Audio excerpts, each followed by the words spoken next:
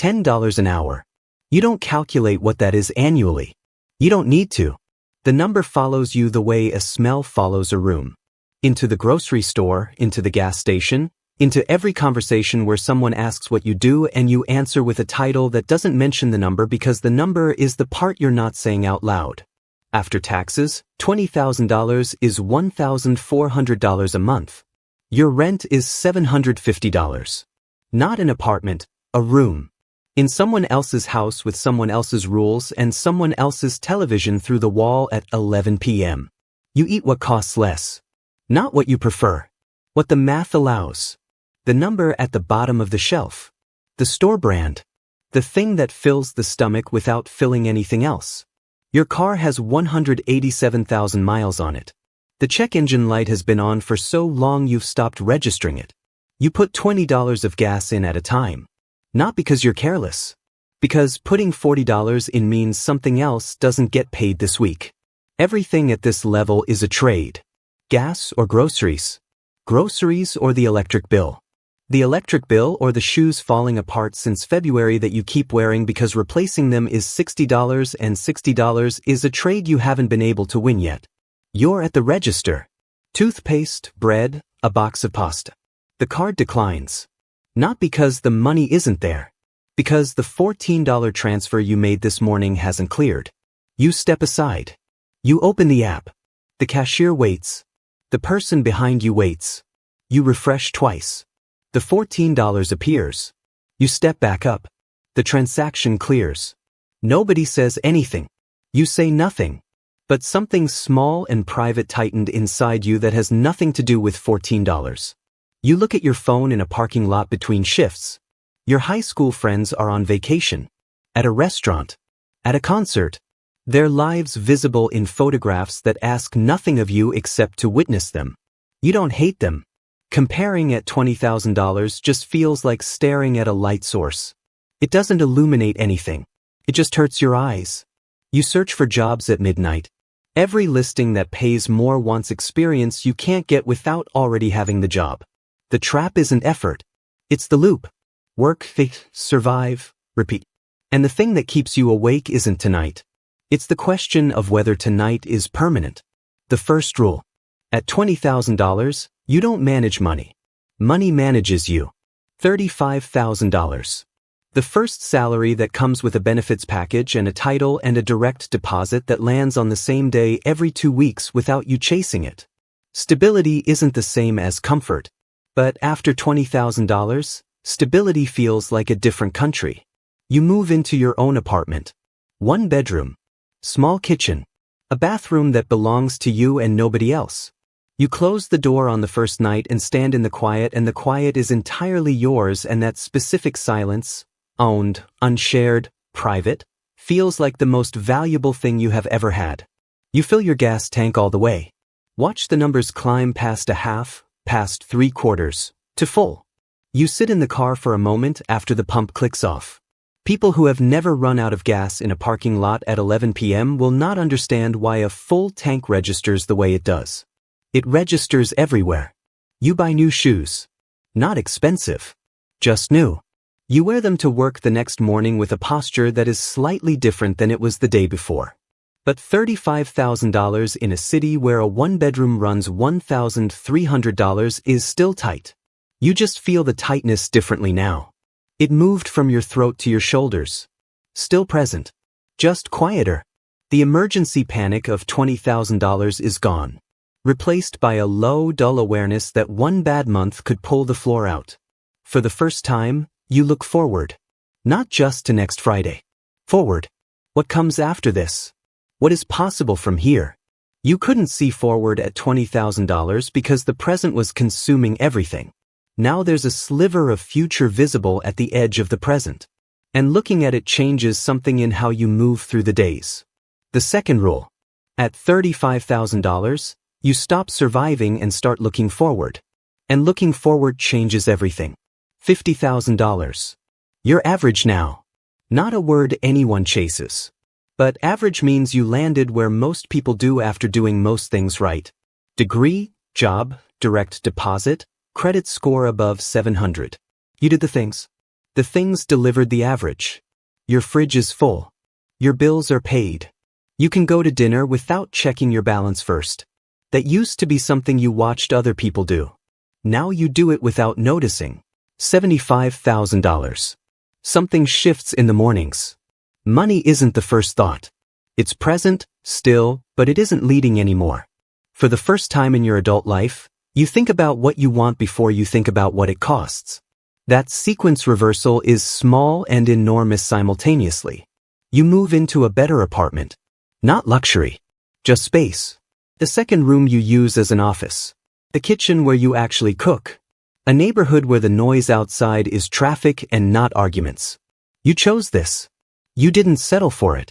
That distinction lives in your body differently than any number ever has. You book a flight without searching for the cheapest option.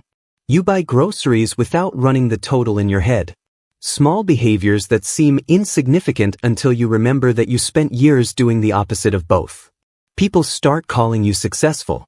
The word fits in a technical sense. You don't correct anyone. But the word feels borrowed. Because you can see $100,000 from here. And $75,000 still feels like the waiting room for the conversation you actually want to be in. The distances between you and certain people are beginning to show. Not in arguments. In silences. In the things you stop mentioning because talking about your apartment upgrade to someone still splitting rent feels like a language they didn't ask to hear. You aren't pulling away. But something is. The altitude creates its own gravity. The fourth rule. At $75,000, money gets quiet. And in that quiet, for the first time, you can hear yourself think. $100,000. 6 figures. The number everyone says they're working toward. The finish line that everyone points at. You crossed it. And the crossing felt like walking through a door into a room larger than you expected, with more doors inside it that nobody mentioned when they pointed you toward the first one. Taxes take more than you planned. $100,000 is $70,000 after federal, state, and the rest of the arithmetic the government handles before you see the number. In the right city, $100,000 is comfortable. In the wrong one, it's survival with better furniture. You're rich to your family. You're average to your coworker. You're behind compared to someone on the same floor of your building. The number means different things in every room you walk into, which means the number stops meaning anything fixed. You stop telling people what you make. Not out of humility. Out of protection. At $100,000, everyone has a perspective on your money. Family members call with ideas. Friends mention things they're working on. People you barely know tell you you're not actually wealthy, as if the correction is helpful. Everybody has opinions about a number they've never held. The lifestyle changed. Better apartment, better food, better everything in the ways money actually changes things. But the jump from $75,000 to $100,000 didn't feel like the jump from $20,000 to $35,000. That first jump changed your life. This one changed your options. And options without a direction are just a more comfortable version of being lost. You sit with the number you chased for years. And you realize the chasing was the point. Having it feels nothing like wanting it. The hunger was the engine. The engine is quiet now. And you're not certain what drives the next part. The fifth rule. 6 figures is a door. Not a destination. What's on the other side is a question nobody warned you about. $150,000. Life changes visibly. The apartment is better. The vacations are real, not long weekends in a car driving somewhere within range, but actual flights to actual places you chose because you wanted to be there. The material changes are real. But the most significant shift isn't in the things. It's in the conversations. You stop relating to certain problems. Not because you don't care. Because you forgot what they feel like. The forgetting creates distance you don't register until something reminds you. A friend needs to borrow money. The amount is small to you. It's everything to them. You say yes without hesitation.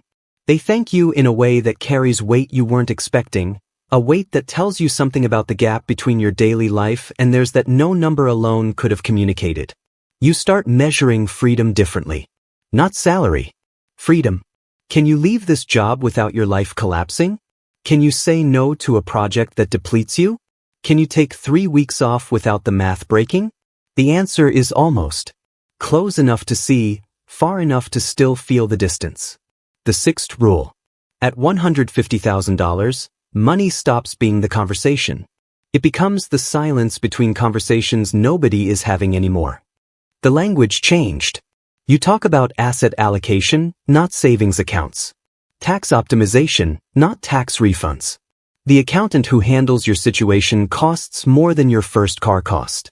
The people around you operate at similar altitudes, not by design, by the natural gravity of shared context.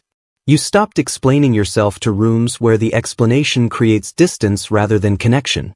There is a loneliness at this level that nobody discusses because discussing it in any other room sounds like a complaint nobody asked to hear. The circle is smaller. The conversations are more precise. The altitude is real. And the person eating ramen in a parking lot between shifts at $20,000 is still you, technically. Biographically. But the distance between that person and this one isn't measured in dollars anymore. It's measured in what you've forgotten. What you no longer have direct access to. The specific texture of a problem you can no longer feel in your hands. The seventh rule. The higher the number, the smaller the circle. The smaller the circle, the quieter the room. $500,000. Money becomes invisible. Not in the sense that it disappears. In the sense that it stops being the unit of measurement. Everything is measured in time now. What costs you hours? What saves them? What runs while you sleep? Your problems have new names: estate structures, capital positions, tax exposure, vocabulary you didn't study. The money required it. The isolation is real, and it is not loneliness exactly. It is distance. From the version of yourself who knew what $10 an hour felt like in the body. From conversations where that feeling was shared. From rooms where people were doing the same math you used to do and you understood the math not theoretically but physically because you had lived inside it. The eighth rule. $500,000 buys distance from struggle. And distance from struggle is also distance from the people still inside it. $1 million. You don't say the number out loud. Nobody at this level does. It exists in wire transfers, in documents, in conversations with people who charge for their time in increments smaller than most people's lunch breaks. You walk into rooms where decisions are made, not because of fame, because your judgment and your capital are genuinely useful to the people already sitting there. That is a different kind of belonging. Not social. Structural. The parking lot is still there. The $5 meal, the cracked phone screen, the declined card at the register. You remember all of it. The way you remember a country you lived in as a child. It was yours. You know the streets. But you cannot go back. The language you spoke there is still somewhere in you, but the fluency is gone. And the going of it happened so gradually that you never felt it leave. The ninth rule. At $1 million, money stops measuring your worth. It starts measuring your reach. And reach changes everything it touches, including who you used to be. Somewhere right now, someone is in a parking lot between shifts. Their phone screen is cracked. Their gas tank is at a quarter. The meal in their hand cost $5 and they are eating it alone, and their high school friends are somewhere else living lives that look different from everything visible from this parking lot. They think the problem is the number. It isn't. The number is just the surface. Underneath it is the distance. The distance between who you are at $10 an hour and who you become at every level above it. The things you gain. The things that quietly leave without asking your permission. The version of yourself you grow into and the version you slowly lose access to. The paycheck comes every 2 weeks. It takes whoever shows up. And whoever keeps showing up, consistently, without stopping to ask whether the distance is worth it, compounds. The money compounds. And so does everything else.